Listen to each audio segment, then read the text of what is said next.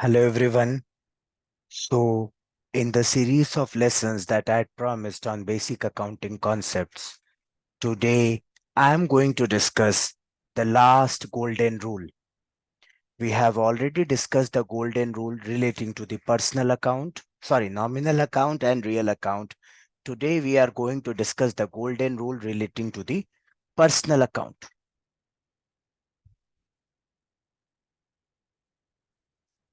Now,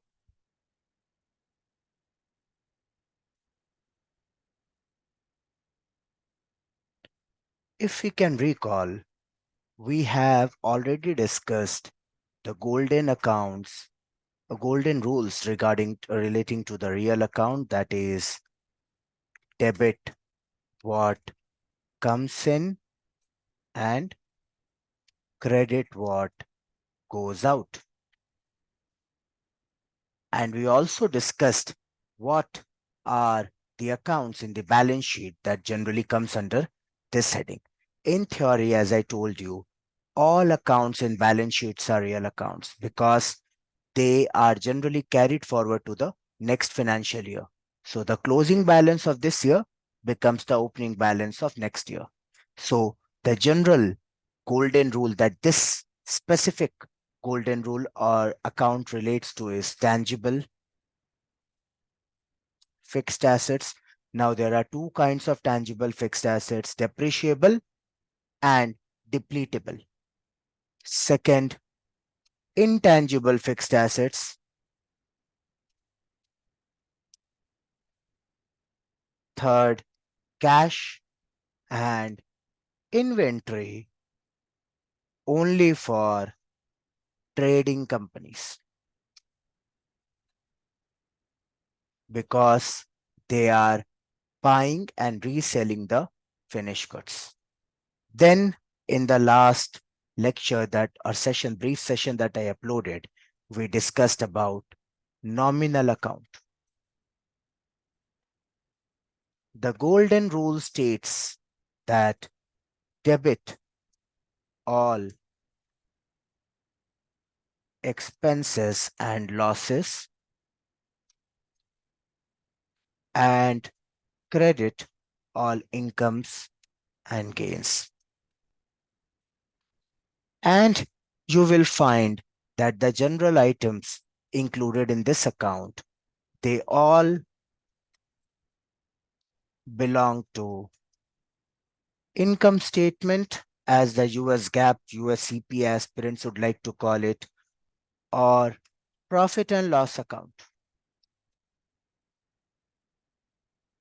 as the Indian students would like to call it, Indian CA students, I meant.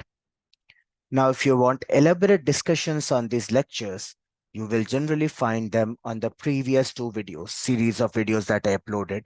Link is given in the comment section. So you can very well observe that real account is something that is a balance sheet account. And so it gets carried forward from one year to next year. So in theory, everything that is in the balance sheet is a real account, be it share capital, be it debt, investments, everything. But the golden rule talks about that debit what comes in, credit what goes out, talks about only these category of real accounts, that is tangible fixed assets plus intangible fixed assets plus cash plus inventory, and inventory only for trading companies. Nominal account talks about all those ledgers that are there in the profit and loss account. And another criteria for this to identify is that their balances close at the end of the year and they are then transferred to a real account. For example, cash sales will be transferred to cash account on the balance sheet and credit sales would be transferred to debtors account or AR account on the balance sheet. Today, in this last session on golden rules of accounting, I would like to discuss about personal account. The golden rule is very simple about this. This says debit the receiver, credit the giver. Now, when we talk about personal account, we mean about persons. So This golden rule, debit the receiver and credit the giver, relates to two kinds of persons. In accounting terminology, one is a natural living person, someone like you and me. We are alive, and that can be easily confirmed because we breathe in oxygen and breathe out carbon dioxide, and we are not on any batteries. So, no robots at all. We are natural living persons. This rule applies to us, all of us. Second, it applies to artificial living person or artificial legal person, the more correct word. Now, this person is not a natural person. No, it's not living person. It neither breathes in oxygen nor it breathes out carbon dioxide. But these are legal persons, that is, in the eyes of law,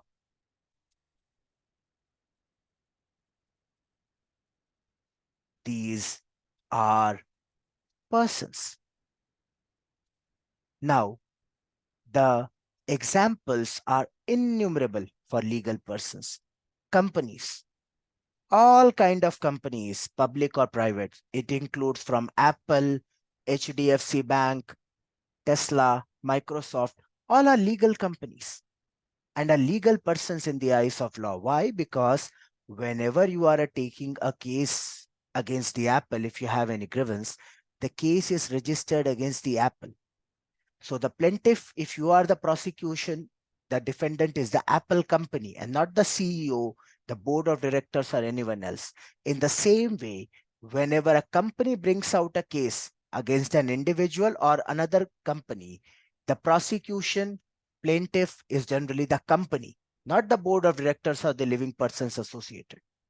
So this can be companies, universities. All universities are legally registered in the eyes of law. So whenever you are cutting a check for your AICP institute, your ACCA institute, even your CA institute, you are making the check in the name of the institute because this is a perfectly legal person and is capable to have a bank account. So it includes companies, universities, government recognized municipal bodies. All these are legal persons in the eyes of law. So this rule applies to two kinds of persons. First, a natural living person and artificial living person. So the general heading or the types of accounts in the balance sheet that will come here. See, nothing in income statement is a personal account. Why? Because only nominal account or expenses and losses, income and gains are part of profit and loss account or your income statement. So this is balance sheet items. Now you might feel confused that I was telling you earlier that all balance sheet accounts are real accounts. But then why am I telling that this personal accounts are also balance sheet accounts? You have to understand that the family tree is that all balance sheet accounts are real accounts by form. Form means physical appearance, but by an actual substance or the actual nature, many of them are personal account. The heading will generally start from investments, both long and short term. So I'm talking about the asset side here. And whenever you make an investment, be it long or short term, it's a personal account. You will ask me why. The reason is very simple. You are investing in an artificial legal person. So if I go on and buy a share of an Apple company, Microsoft, Reliance, or HDFC Bank, I am buying the shares of the company. And company is an artificial legal person. So I'm making the investment in a person. So it's a personal account. Then you have accounts receivable, or I could also call it debtors in Indian context. So then you have loans and advances. Now these are loans and advances on the asset side of the balance sheet. That is generally that you have given to another entity, both long term again and short term. Now why loans and advances? Again, you are either giving loans and advances to a natural person or you are giving to a legal person. On the liability side, generally you will find capital account. So share capital account is one fine example of a personal account. Why? Because there are group of natural living persons who are investing the money in your company. Then you have long-term liabilities, so loans taken, both short-term and long-term.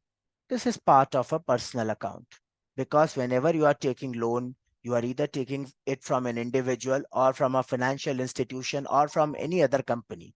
That's a legal person. Second, generally, you will always have accounts payable, or in Indian context, you can call it creditors, because whenever somebody is giving you goods on credit, it's either a living person, individual, say Ramesh, Suresh, John, Jacob, whatever, or it's a entity, a legal person. So you are buying from another company. Second, you can also have bonds payable because this liability is also payable to a group of individuals, and or it can be payable to companies as well. A company can make an investment in your bonds as well. In India, we call it debentures. These are generally the items that fall under the personal account and satisfy this golden rule: debit the receiver, credit the giver. But as I was discussing, if you guys would remember, that the personal and nominal account do not have an entry where the debit and credit both belongs to the same head. They need support of some other account to make it happen. Only the real account is the one where both debit and credit from can be from one head. So let's look at an example.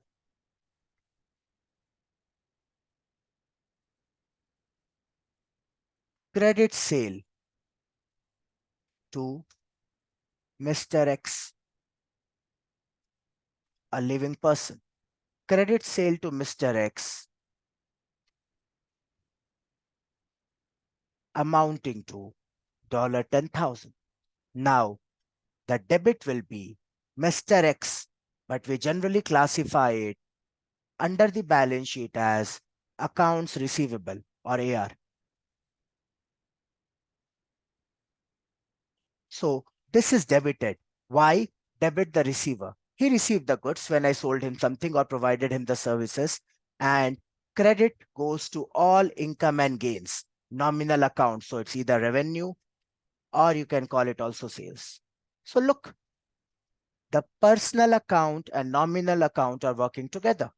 Accounts receivable is getting debit because debit the receiver, and sale is getting credited because credit all income and gains. When you have cash collected from a data,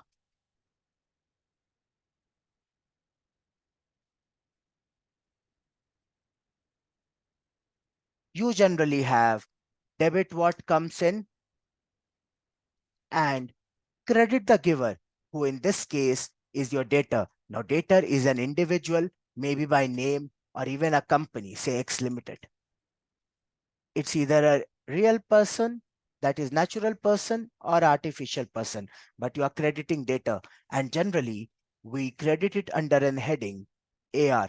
So credit the receiver. So this personal account, or the logic that debit the receiver, credit the giver, applies to this sets of personal account. Now you might think I have left a host of balance sheet items that are not classified under any heads. That is accrual accounting, for example, outstanding expenses and all, and prepaid expenses. For them, a separate set of personal accounts rules were created. They were called representative personal account.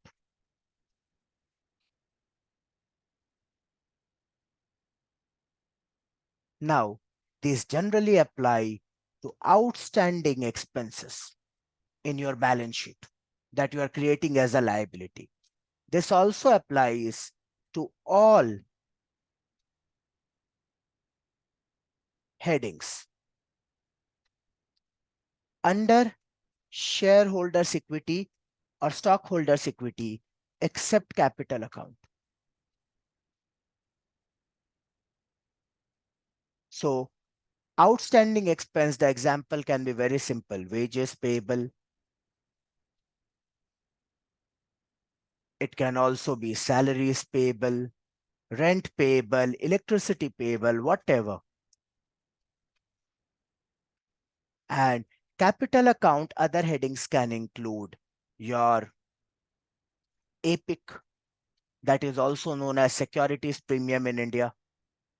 Then you have retained earnings, that includes all your accumulated profits, and other accounts except capital accounts. In the asset side, this generally have only one entry, that is prepaid expenses. So these are the set of golden rules or set of ledgers for which a separate golden rule was created and called representative personal account. The golden rule said debit the debtor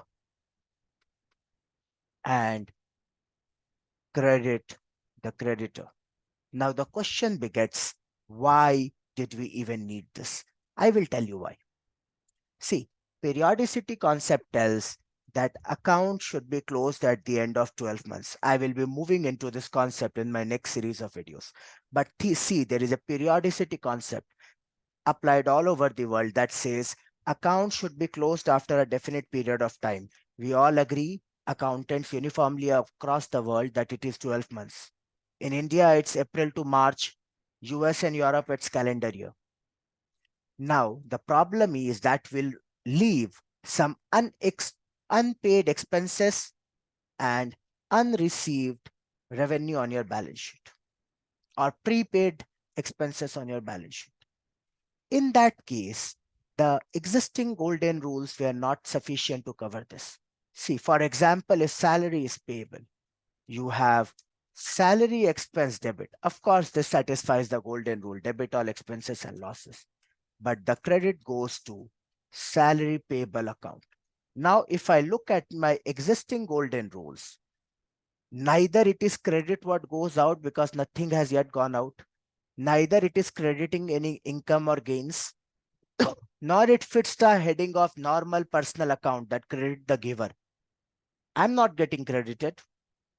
So a new set of rules was created that debit the debtor, credit the creditor. Now see, in this case, salary payable is a group of people. I know individually how much I have to pay to each of them.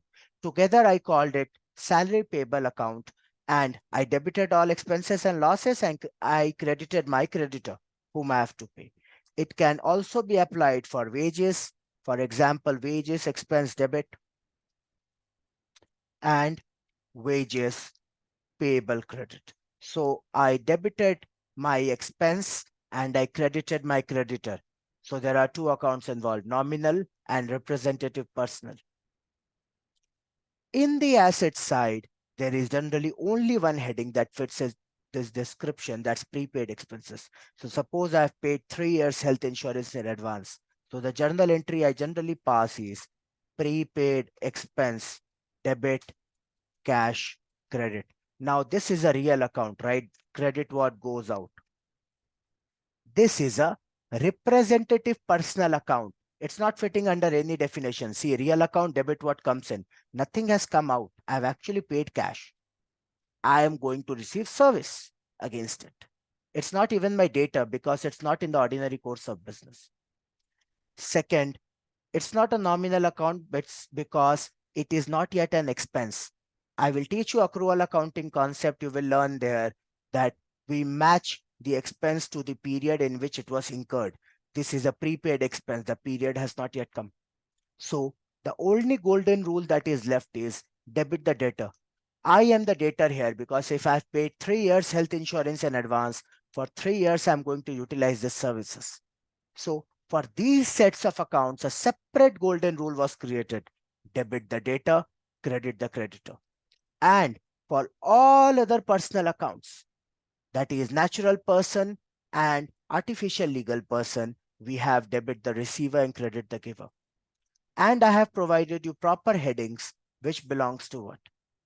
So with this brief session, I have concluded the exact definition of real account and the golden rule associated with it, nominal account and the golden rule associated with it, and personal account. So these are the foundations on which journal entries are passed. If you don't understand them well, maybe you will get into trouble one day identifying the journal entry, because see, you may pass the exams, but when you actually go into practice, there can be infinite number of entries that you might not have ever seen, read, or prepared. So you need to remember these golden rules. Thank you for your time. I hope the session was useful. You can let me know in the comment section if it was any benefit to you. Thank you.